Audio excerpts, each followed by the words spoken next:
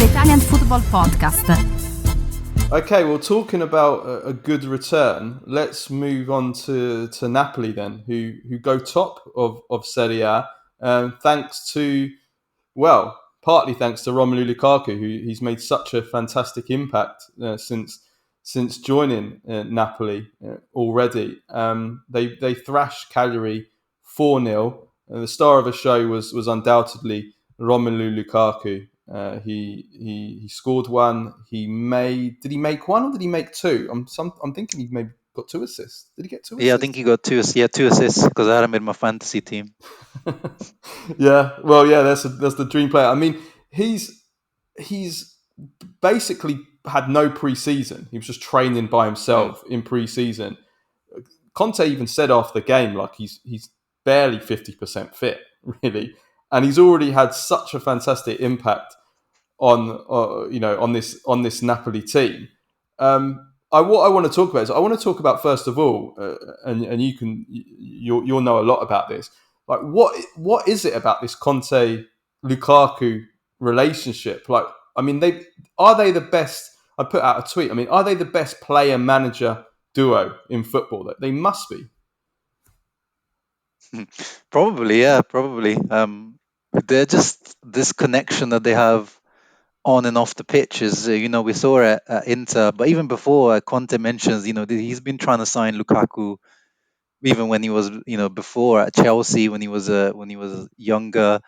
It's been a connection that's been there for most of Lukaku's career, and it's just still continuing. And clearly, it's not just about footballing reasons. They must, get on off the pitch as well as people. So that must help, and they must have an understanding. And Conte, I think, knows exactly how to use Lukaku. I think he's the only manager that's really knows how to use him, how to get the best out of him, when to criticize him, when to use the carrot, when to use the stick. He's just knows his mentality inside and out. And yeah, maybe he might be the best player manager during football. I saw some of your examples. You had Pep and Messi, sorry, Jorginho, but I also thought of Mourinho's like similar in terms of he likes to bring in back guys that he loves, like Matic. He brought him at Man United and Chelsea, Carvalho and Paulo Ferreira, his Chelsea boys and Porto boys, or I think Carvalho was Real Madrid and Chelsea. Drogba, he brought him back after he left as well at Chelsea twice. Fellaini and David Moyes to a lower level. Well, Mourinho liked Fellaini as well, actually. Yeah, but, yeah. James Rodriguez and Ancelotti. Those are some of the ones that came to my mind. Yeah, I mean, Carvalho, Mourinho even tried to sign Carvalho for Inter as well. Yeah, before Lucio. I remember that. Yeah, so there was supposed to be him. Well, yeah, he wanted to sign Carvalho and Deco, I think, and then he ended up with Lucio and Schneider, which wasn't too bad in the end. Wasn't too bad, no. Yeah, I mean, I think that the difference. I mean, these are all great examples, but I think the difference with Lukaku and Conte is that all these other players also had great, played great for other managers as well or other clubs. Whereas Lukaku, I mean, if you're looking at the top level. When Lukaku was a player who was a laughing stock at United, I remember it. Like you remember it, living in England. I mean, he used to just get mocked. Meme. Yeah, he became a meme. Like his first touch, everybody used to just mock that first touch, how bad it was. Conte made him instantly into one of the best in the world together at Inter. And then again, like since he left Inter in his first spell, I don't want to say looked washed, but he's looked past his best. And now he's 31. When you look at him at Chelsea, he was bad. Back at Inter, he was so-so. And then Roma last season, some good and some bad, but certainly past his best. And now, okay, it's still early days. It's still only, 2 games or one and a bit games. But already, I mean, you've seen the impact that he's made. I mean, the difference. Yeah, we gave Lautaro the excuse of the no preseason, but Lukaku has even had less of a preseason and he's got 2 goals and 2 assists. Exactly. I mean, his record under Conte is ridiculous. 66 goals in 97 games under Conte, 18 assists as well. But it's just the way that he makes everyone around him play better and everything comes through him. I mean, the hold-up role. We're going to talk about Juventus after and Vlahovic, but he is an example, Lukaku. If Vlahovic can look at one player, look at Lukaku, the way that he uses his body to protect the ball and the way that players can play off him.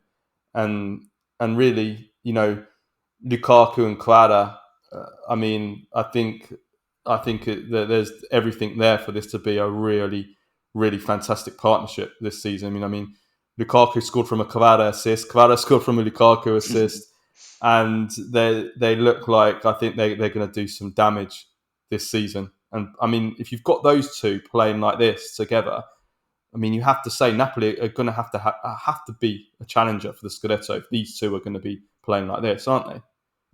Yeah, definitely. And Kvara in this he's got a bit more of a free role now under Conte because he's not stuck out on the wing. He kind of gets to come inside, and I think is giving him a new lease of life because I think he got kind of predictable on the wing when it was just a 4-3-3 and he was just on the wing. Now he's coming inside, coming central, combining. Sometimes it even looks like just a 3-5-2 with like Kvara and Lukaku just combining, and it's looking really good. It's looking really, really good. But going back to your point about them being title challengers, I agree to a certain extent, but at the same time, they still look quite susceptible at the back. I mean, they conceded quite a few chances, a couple of headers that were Meret made massive saves on. They hit the crossbar.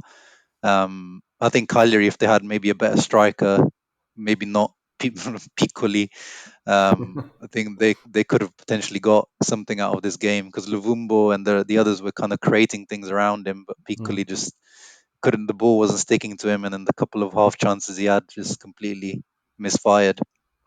Yeah, I agree. I think Napoli did ride their luck a little bit in this game, and Meret really did come up big. He made some fantastic saves, and then when they were really on top and they looked like they were going to equalise, there was the sucker punch with Kvara, and then Napoli dominated afterwards. And their goal was quite lucky. The Di Lorenzo goal was a massive deflection. Very lucky, yeah. I mean, yeah, huge luck there. But yeah, I just think that, especially we're going to come on to Juventus, like when you've got two attackers like Kvara and Lukaku, like you can be having a game where you're not at your best. And I don't think Napoli were in the early stage or even in the first half. I don't think they played particularly well. But when you've got those two up front, you can win games that you're playing badly because they can score out of nothing. And I feel like Juventus probably don't have that right now. And Inter do have it, but Inter were very sterile. Like as we discussed, I think that Napoli, like they're always going to have a chance in games because of these two, and that I think that would be a big strength.